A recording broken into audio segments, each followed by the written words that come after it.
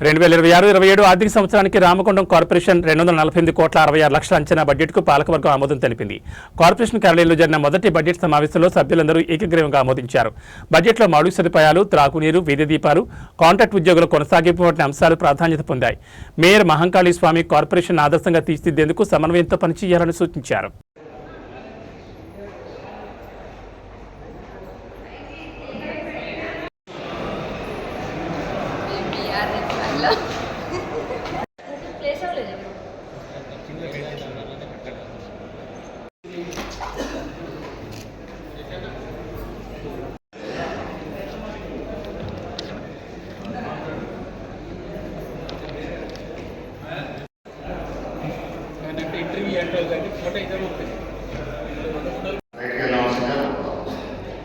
corporators municipal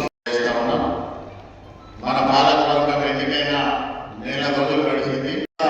నిర్వహణలో చాలా లోపాలు ఉన్నాయని, సిబ్బంది కూడా సరిపోవడం లేదని అనేక సందర్భాల్లో పర్యటించడం, అలాగే గౌరవ ఎమ్మెల్యే గారి సూచనల మేరకు ఆర్ఎంసీఎల్ వారు కూడా సిఎస్ఆర్ ద్వారా కూడా